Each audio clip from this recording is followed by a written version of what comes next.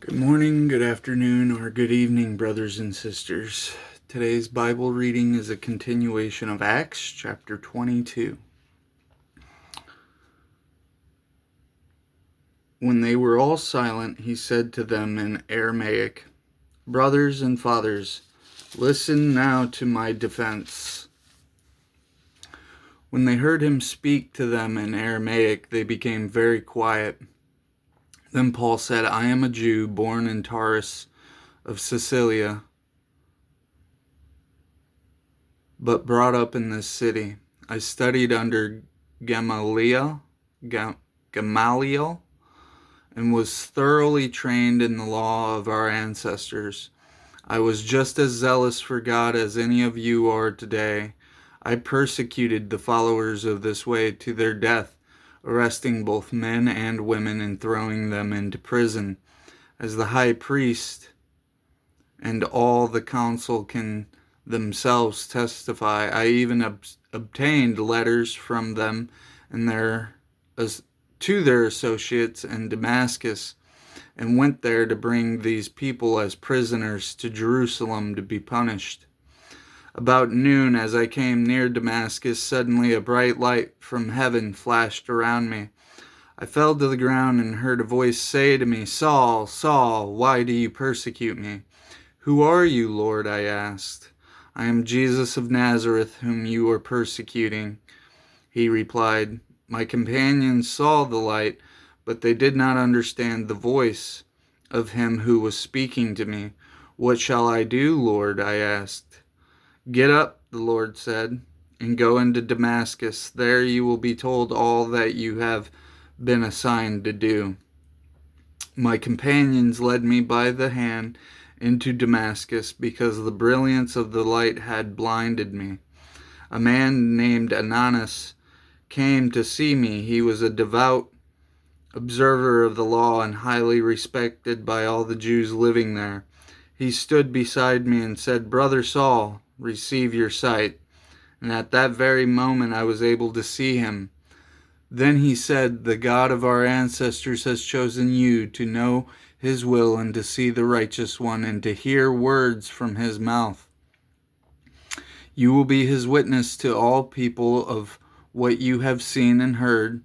And now what are you waiting for? Get up, be baptized, and wash your sins away, calling on his name." When I returned to Jerusalem and was praying at the temple, I fell into a trance and saw the Lord speaking to me. "Quick," he said, "leave Jerusalem immediately, because the people here will not accept your testimony about me." "Lord," I replied, "these people know that I went from one synagogue to another to imprison and beat those who believe in you. And when the blood of your martyr Stephen was shed, I stood there giving my approval and guarding the clothes of those who were killing him." Then the Lord said to me, "Go, I will send you far away to the Gentiles." Paul, the Roman citizen. The crowd listened to Paul until he said this. Then they raised their voices and shouted, "Rid the earth of him, he's not fit to live." As they were shouting and throwing off their cloaks and flinging dust into the air, the commander ordered that Paul be taken into the barracks. He directed that he be flogged and interrogated in order to find out why the people were shouting at him like this. As they stretched him out to flog him, Paul said to the centurion standing there, "Is it legal for you to flog a Roman citizen who hasn't even been found guilty?"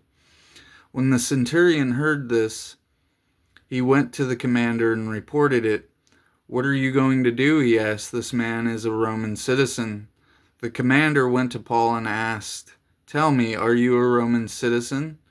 "Yes, I am," he answered. Then the commander said, "I had to pay a lot of money for my citizenship." "But I was born a citizen," Paul replied.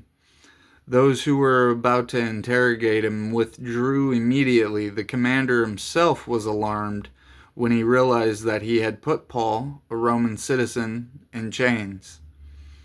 Paul before the Sanhedrin. The commander wanted to find out exactly why Paul was being accused by the Jews.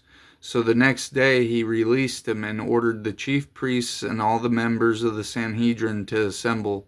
Then he brought Paul and had him stand before them. And that concludes Acts chapters 22. Chapter 22, excuse me.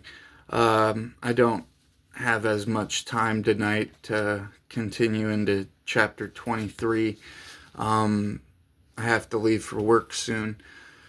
As always, brothers and sisters, I hope you have a blessed day and a good night. And until tomorrow, farewell, my friend. Bye.